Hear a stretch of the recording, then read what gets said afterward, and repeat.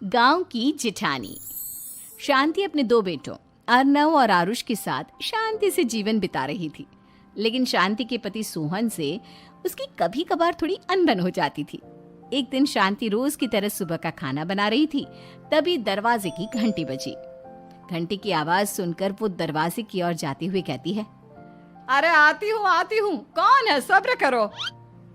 शांति दरवाजा खोलती है तो देखती है कि उसके जेठ मोहनदास सामने खड़े होते हैं। वो सक पकाकर अपना घूंघट करती है और पैर छूकर कहती है, आइए आइए जेठ जी। कैसी हो शांति? जी मैं तो बिल्कुल ठीक हूँ, सब आपकी मेहरबानी है भाई साहब। शांति और मोहनदास की बातें सुनकर शांति का पति सोहन और उसके दोनों बेटे बाहर आ जाते हैं।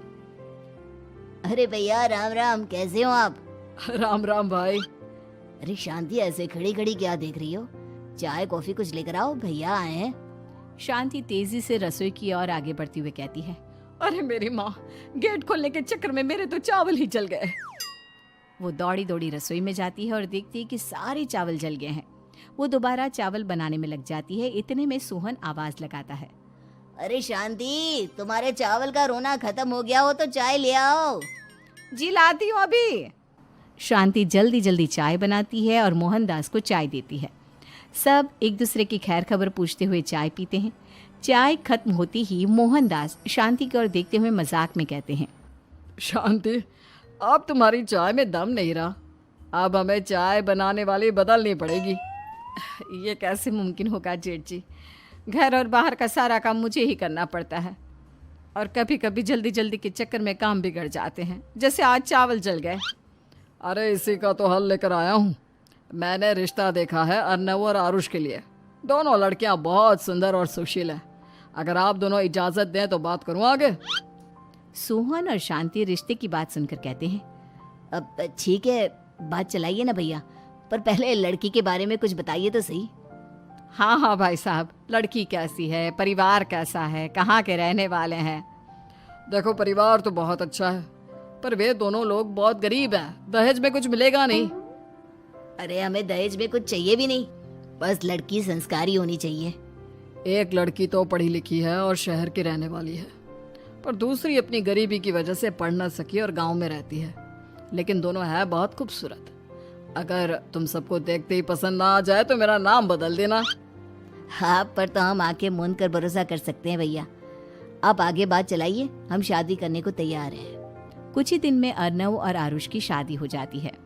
आरुष की शादी अनपढ़ लड़की मंजरी से हो जाती है, जो कि बहुत भोली भी होती है, और अर्नव की शादी पढ़ी लिखी लड़की तनुजा से हो जाती है, जो कि घमंडी और चालू होती है। एक दिन मंजरी घर के काम कर रही थी कि अचानक शांति उसे आवाज लगाती है, बड़ी बहू, ओ बड़ी बहू, मंजरी जल्दी यहाँ आओ। मंजरी जल्दी जल्दी शांति के पास जाती है। बेटा मेरे पैर दबा दे, बहुत दर्द हो रहा है। जी माँ जी, बस बर्तन धोकर आती हूँ। अरे बैठ यहाँ, मेरे पैर में बहुत तेज दर्द हो रहा है, बर्तन छोटी बहू धो लेगी। मंजरी शांति के पैर दबाने लगती है तो शांति तनुजा को आवाज लगाती है, छोटी बहू, ओ छोटी बहू। तनुजा थोड़ी देर से आराम से चलकर आती है। जी माँ जी, आपने बुलाया मुझे? आपको कोई काम था क्या? तू कुछ काम कर रही है या? शांति की बात काटते हुए तनुजा बोलती है, कुछ नहीं माँ, फोन पर अपने घर पर बात कर रही थी। अरे बाद में बात करियो अपने घर वालों से, पहले जाके बर्तन धो ले।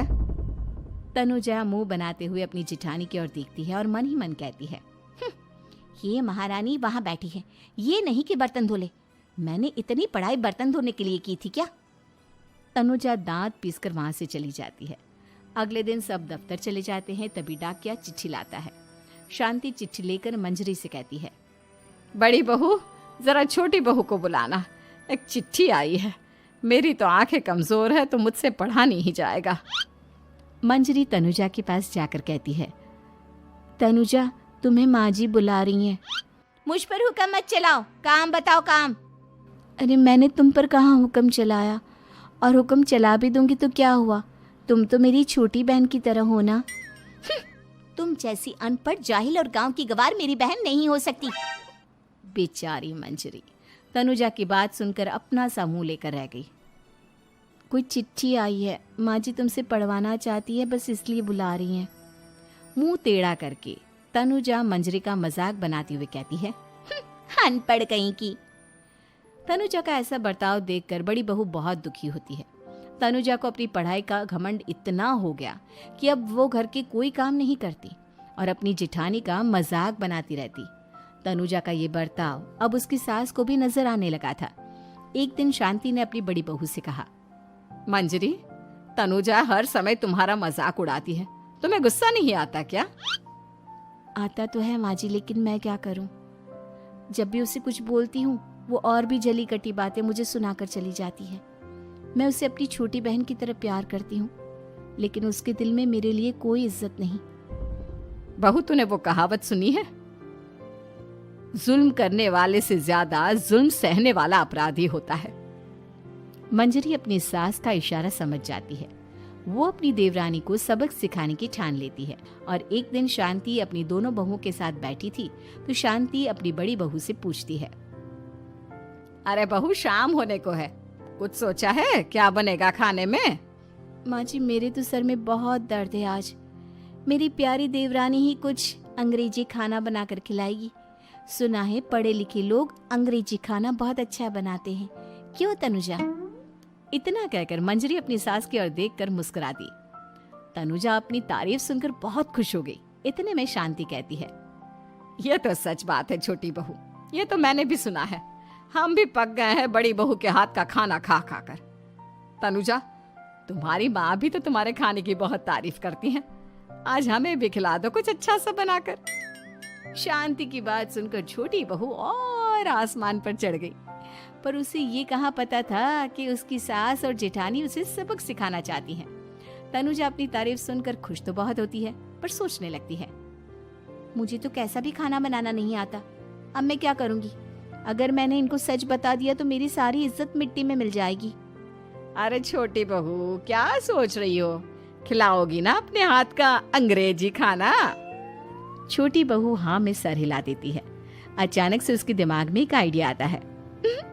मैं इंटरनेट से देखकर कुछ बना लेती हूँ, मेरी वाहवाही पूरे घर में हो जाएगी। मुझे कौन सा रोज रोज बनाना है।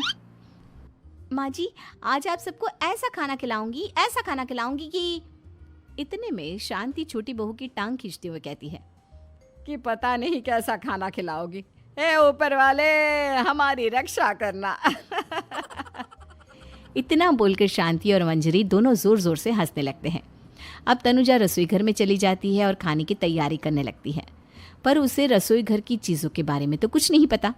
जैसे तैसे सारी चीज़ें निकालती है और इंटरनेट पर देखकर खाना बनाती है। कुछ ही देर में सब लोग घर आ जाते हैं। अरे सुनते हो, आज का खाना हमारी छोटी बहू बना रही है। अरे वाह, आज तो फिर कुछ अंग्रेजी खाना खाने को मिलेगा। कुछ ही देर में खाना बन जाता है तो छोटी बहू सबका खाना लगा देती है। इतने में बड़ी बहू कहती है, क्या बात है देवरानी जी, आज तो बहुत अच्छी खुशबू आ रही है। ये बात तो सही कही बड़ी बहू तूने, खुशबू तो अच्छी है। ऐसी खुशबू तो मेरे खाने में भी नहीं आती। सब मिलकर छोटी बहू की बहुत तारीफ करते हैं और छोटी बहू 7वें आसमान पर बैठ जाती है। अब सभी खाना खाते हैं। जल्दी जल्दी दो, अब तो मुंह में पानी आ रहा है। हाँ, मुझसे भी नहीं रुका जा रहा। जैसे ही सोहन एक निवाला खाता है तो उसकी आंखों से पानी आने लगता है। ये देखकर शांति सोहन से पूछती है, क्या हुआ जी, खाना इतना अच्छा बना है कि आंखों से पानी आ गया? सोहन चुप रहता है और धीरे धीरे से खाना शुरू कर देता है। इतने में सोहन छोटी बहू से कहता है, बेटी तुम भी तो खाओ, तुम क्यों रुकी हो? खाना सच में बहुत अच्छा है। ये कहकर सोहन जोर से हंस देता है। फिर सब खाना खाने लगते हैं, लेकिन खाने में नमक और मिर्च तेज हो गई थी। तनुजा से कोई कुछ नहीं बोलता, बल्कि उसे भी खाने को कहते हैं। जैसे ही छोटी बहू खाना खाती है वो पानी पानी कहकर चिल्लाती है, पानी, इसमें तो पानी। ये खाना तो सच में इतना अच्छा बना है कि हमारे साथ साथ देवरानी जी भी इसके स्वाद को कभी नहीं भूल पाएंगी। सही कहा बहू। तनुजा को अपनी गलती का एहसास हुआ और उसने अपनी सास से कहा, माँ जी ये मेरी गलती नहीं है, इंटरनेट पर दिखाया था कि 4 चम्मच नमक और मिर्च डालने हैं। अब मंजरी को भी मौका मिल गया और उसने तनुजा पर तंज कसा। नाच न जाने आंगन टेढ़ा, हर जगह अपनी पढ़ाई दिखाती हो, दूसरों का मजाक उड़ाती हो। अब पता चला ना, हर चीज़ में पढ़ाई काम नहीं आती। और तुम तो शहर में रही हो, तुम्हें तो मुझसे भी अच्छा खाना बनाना आना चाहिए ना। बेटा, अगर तूने ठीक से सब सीखा होता तो आज तुझे शर्मिंदा नहीं होना पड़ता। बात शहर या गांव की नहीं होती। मंजरी गांव से आई है, लेकिन उसे घर का काम करना और खाना बनाना सब अच्छी तरह से आता है। तुम शहर में रही हो, तुमने ये सब क्यों नहीं सीखा? छोटी बहू सर नीचा कर सबसे माफ़ी मांगती है और बहुत शर्मिंदा होती है।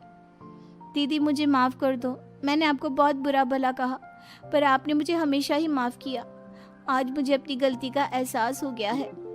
अब दोनों बहुएं मिलकर घर का काम करने लगी और एक दूसरे को अपने गुण बांटने लगी। मंजरी ने अपनी देवरानी को खाना बनाना और घर का काम करना सिखाया, वहीं तनुजा ने भी अपनी जिठानी को पढ़ना लिखना सिखाया। शांति और सोहन ऐसी बहुएं पाकर बहुत खुश थे।